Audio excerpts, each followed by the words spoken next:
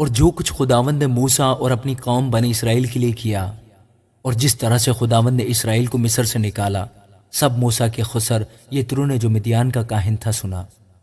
اور موسیٰ کے خسر یترو نے موسیٰ کی بیوی صفورہ کو جو میکے بھیج دی گئی تھی اور اس کے دونوں بیٹوں کو ساتھ لیا۔ ان میں سے ایک کا نام موسیٰ نے یہ کہہ کر جرثوم رکھا تھا کہ میں پردیس میں مسافر ہوں، اور دوسرے کا نام یہ کہہ کر الیعزر رکھا تھا کہ میرے باپ کا خدا میرا مددگار ہوا اور اس نے مجھے فیرون کی تلوار سے بچایا۔ اور موسیٰ کا خسر یترو اس کے بیٹوں اور بیوی کو لے کر موسیٰ کے پاس اس بیابان میں آیا جہاں خدا کے پہاڑ کے پاس اس کا ڈیرا لگا تھا، اور موسیٰ سے کہا کہ میں تیرا خسر یترو تیری بیوی کو اور اس کے ساتھ اس کے دونوں بیٹوں کو لے کر تیرے پاس آیا ہوں۔ تب موسیٰ اپنے خسر سے ملنے کو باہر نکلا اور کونش بجا لا کر اس کو چوما، اور وہ ایک دوسرے کی خیر و عافیت پوچھتے ہوئے خیمہ میں آئے۔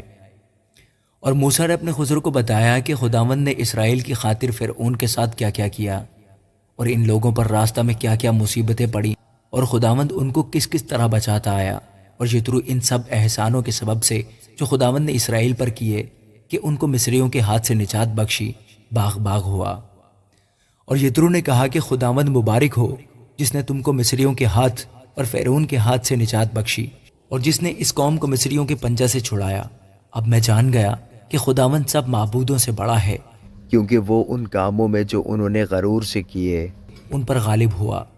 اور موسیٰ کے خسر یترو نے خدا کے لیے سوختنی قربانی اور ذبیحے چڑھائے، اور ہارون اور اسرائیل کے سب بزرگ موسیٰ کے خسر کے ساتھ خدا کے حضور کھانا کھانے آئے۔ اور دوسرے دن موسیٰ لوگوں کی عدالت کرنے بیٹھا، اور لوگ موسیٰ کے آس پاس صبح سے شام تک کھڑے رہے۔ اور جب موسیٰ کے خسر نے سب کچھ جو وہ لوگوں کے لیے کرتا تھا دیکھ لیا تو اس سے کہا، یہ کیا کام ہے جو تو لوگوں کے لیے کرتا ہے؟ تو کیوں آپ اکیلا بیٹھتا ہے اور سب لوگ صبح سے شام تک تیرے آس پاس کھڑے رہتے ہیں؟ موسیٰ نے اپنے خسر سے کہا، اس کا سبب یہ ہے کہ لوگ میرے پاس خدا سے دریافت کرنے کے لیے آتے ہیں۔ جب ان میں کچھ جھگڑا ہوتا ہے تو وہ میرے پاس آتے ہیں، اور میں ان کے درمیان انصاف کرتا اور خدا کے احکام اور شریعت ان کو بتاتا ہوں۔ تب موسیٰ کے خسر نے اس سے کہا کہ تو اچھا کام نہیں کرتا، اس سے تو کیا بلکہ یہ لوگ بھی جو تیرے ساتھ ہیں قطعی گھل جائیں گے، کیونکہ یہ کام تیرے لیے بہت بھاری ہے، تو اکیلا اسے نہیں کر سکتا۔